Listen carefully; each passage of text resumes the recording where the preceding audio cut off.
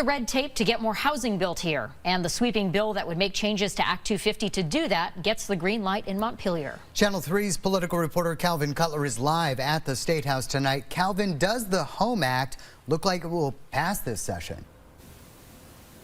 Well, Darren and Kat, it certainly is moving forward through the process and on to the full Senate, most likely. Now, this week is crossover week here in the State House, the halfway point of the legislative session. And there's a flurry of activity in the House and Senate and in all of the committees. Now, today, there were big changes to a major housing bill which seeks to address Act 250.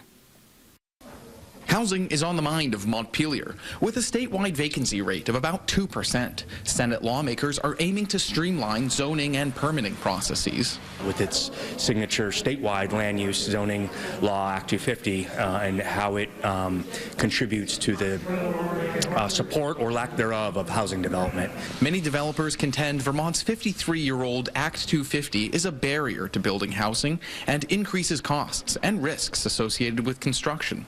So Wednesday, the Senate Natural Resources and Energy Committee voted out big changes to the bill. It raises the threshold in which Act 250 review is triggered in downtown areas, from projects containing 10 units or more to 25 units. Act 250 would also be applied when developers want to build more than 25 units within a 5-mile radius in a 5-year period. I don't think that 25 units of housing within 5 years and within 5 miles is extreme or will damage what we love of Vermont. We need the housing for people. These changes, softening Act 250 in downtowns, would only last until 2026. The Natural Resource and Energy Committee narrowed many of those issues in a fairly significant way that helped to address our concerns. Brian Shoup with the Vermont Natural Resources Council supports many of the changes, but he says he's still concerned with proposed rules that streamline local zoning regulations. We need to make sure that those communities that have done a good job of planning for natural resource conservation aren't compromised in this by the zoning provisions in the bills. The proposal also takes aim at building and energy codes which are out of compliance and sets up a working group to explore what state enforcement should look like.